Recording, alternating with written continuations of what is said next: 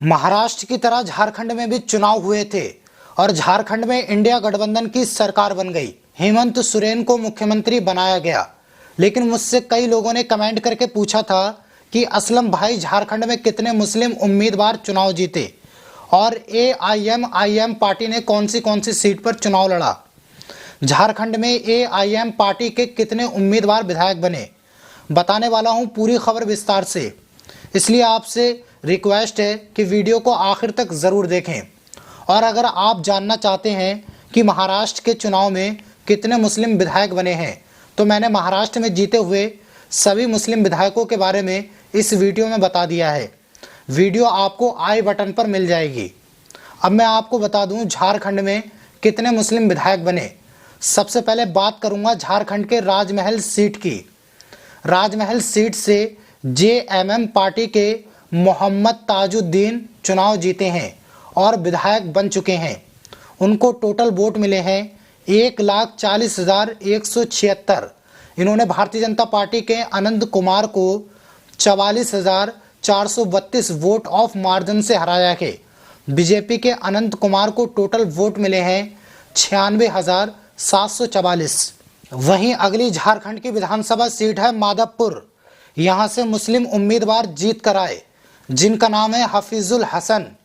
Madhopur seat से हफीजुल हसन को total vote मिले हैं 1,43,953 और इन्होंने भारतीय जनता पार्टी के उम्मीदवार गंगा नारायण सिंह को 20,027 वोटों से हरा दिया है।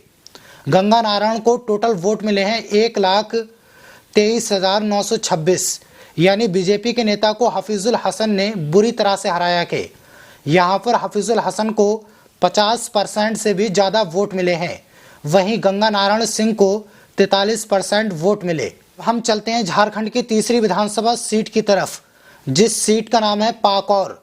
और यहाँ से भी एक मुस्लिम महिला उम्मीदवार चुनाव जीत कर आई। आपको बता दूं, पाकौर एक मुस्लिम बहुल्य सीट है।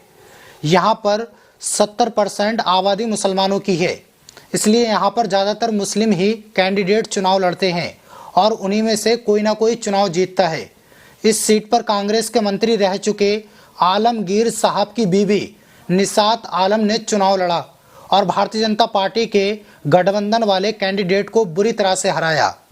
निसात आलम को टोटल वोट मिले 1,55,827 और इनका टोटल वोट ऑफ मार्जिन था 52.27।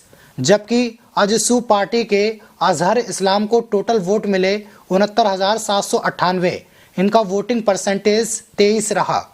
यानी निसात आलम ने भाजपा गठबंधन के अजसू के उम्मीदवार को बहुत बुरी तरह से चुनाव हराया, या फिर कहा जाए कि दुगने से भी ज़्यादा वोट लेकर बीजेपी गठबंधन के उम्मीदवार को हरा दिया।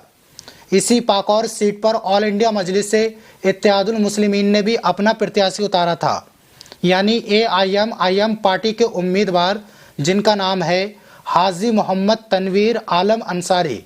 और इनको टोटल वोट मिले हैं 1,391 और इनका वोटिंग परसेंटेज रहा 0.47। यानी ऑल इंडिया मजलिस से इत्तेहादुल मुस्लिमीन के प्रत्याशी को शायद पाकौर की जनता ने पसंद नहीं किया, या फिर ऑल इंडिया मजलिस से इत्तेहादुल मुस्लिमीन ने ढंग से चुनाव नहीं लड़ा था, इसलिए एआईएम प्रत्याशी अपनी जमानत तक भी नहीं बचा पाए। अब हम बात करेंगे झारखंड के चौथे विधानसभा क्षेत्र की, जहां से मुस्लिम प्रत्याशी जीत करके आए और ये विधानसभा क्षेत्र है जामताड़ा।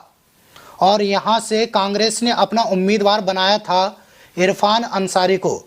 जामताड़ा सीट से इरफान अंसारी को टोटल वोट मिले 1,33,266 और इनका वोटिंग परसेंटेज रहा 54.62।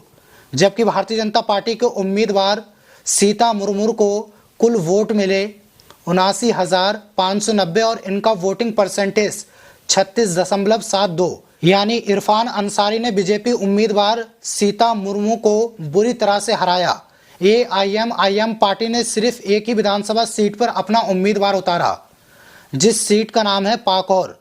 झारखंड में एआईएम ने ये चेक करने के लिए सिर्फ एक उम्मीदवार मैदान में उतारा था, क्या झारखंड के मुस्लिम हमें वोट देंगे या नहीं। लेकिन मैं आपको बता दूं, झारखंड की पाकौर सीट पर ऑल इंडिया मजलिस इत्तेहादुल मुस्लिमीन ने और उनके उम्मीदवार ने ज़मीनी स्तर पर आकर मेहनत नहीं की, इसलिए शायद AIMIM को वोट कम मिले। लेकिन आप सोचिए, 81 विधानसभा सीट वाले झारखंड में 18% से ज़्यादा मुसलमानों की आबादी है और उसमें सिर्फ 4 ही मुस्लिम विधायक चुनाव जीत करके आए। हालांकि 5 विधायक होते, लेकिन एक सीट की कुर्बानी दे दी एक मुस्लिम प्रत्याशी ने। आपकी जानकारी के लिए बता दूं, हेमंत सोरेन की पत्नी कल्पना सोरेन गांडे विधानसभा सीट से चुनाव लड़ी और इस विधानसभा सीट पर हमेशा से मुस्लिम उम्मीदवार ही जीतते आए। 2019 में सरफराज अहमद इस सीट से चुनाव जीते। जब हेमंत सोरेन को जेल भेज दिया गया चुनाव से पहले, तब ये चर्चा शुरू हो गई थी कि कल्पना सोरेन को चुनाव लड़ाया जाएगा। और जब विधानसभा की बारी आई तो एक मुस्लिम प्रत्याशी ने अपनी सीट छोड़ दी हेमंत सोरेन की पत्नी कल्पना सोरेन के लिए, और कल्पना सोरेन यहां से रिकॉर्ड तोड़ वोटों के साथ चुनाव जीत गई। हालांकि डॉक्टर सरफराज अहमद को यह भरोसा दिलाया गया था कि उनको एक बड़े मंत्री पद दिया जाएगा। इस गांडे विधानसभा सीट पर आदिवासी मुस्लिम एक साथ ही रहते हैं और एक ही जगह वोट डालते हैं, इसलिए यहाँ से कोई और उम्मीदवार आता भी है तो उसका जीतना नामुमकिन हो जाता है। सिर्फ आदिवासी या मुस्लिम ही यहाँ से विधायक बन सकता है, और वही हुआ। कल्पना सोरेन ने शानदार जीत दर्ज की। बहरहाल आखिर में मैं आपको यही बताऊंगा कि झारखंड में सिर्फ 4 मुस्लिम विधायक जीते हैं। आपने हमेशा देखा होगा कि जब भी हमारे देश में अच्छे और बड़े राजनेता को ज़रूरत पड़ी है लोकसभा में MP बनने की या फिर विधानसभा भेजने की, तब मुसलमान आगे आए। जैसा कि जब राहुल गांधी अमेठी से 2019 में चुनाव हार गए थे तो वो वायनाड चले गए और वहाँ पर मुसलमानों ने उन्हें जिता दिया। और झारखंड में भी यही देखा गया कि इंडिया गठबंधन को जिताने के लिए एक मुस्लिम प्रत्याशी ने अपनी सीट छोड़ दी। तो मुसलमान हमेशा काबिल लोगों को आगे बढ़ाने के लिए अपनी कुर्बानी देता है और उनकी इस कुर्बानी को पार्टी भूल जाती है। बहरहाल झारखंड में 4 मुस्लिम उम्मीदवार चुनाव जीते हैं और विधायक बन चुके हैं। इन चारों विधायकों को हमारी तरफ से बहुत बहुत मुबारकबाद। हम उम्मीद करते हैं ये 4 मुस्लिम विधायक गरीबों की, मजलूमों की आवाज़ विधानसभा में उठाएंगे। जैसा कि आप जानते हैं, झारखंड में आदिवासी और मुसलमानों को लड़ाने की बीजेपी ने पूरी कोशिश की, लेकिन उन्होंने आपस में लड़ाई नहीं की, बल्कि भारतीय जनता पार्टी को झारखंड से बाहर निकाल फेंका। बहरहाल दोस्तों, झारखंड की 81 सीटों में कितने और मुस्लिम विधायक बनने चाहिए थे? क्या सिर्फ 4 मुस्लिम विधायक ठीक हैं या फिर और होने चाहिए थे? आपकी जो भी राय है हमें कमेंट बॉक्स में ज़रूर बताना। मिलूंगा आप सभी से अगले वीडियो में, तब तक के लिए शुक्रिया।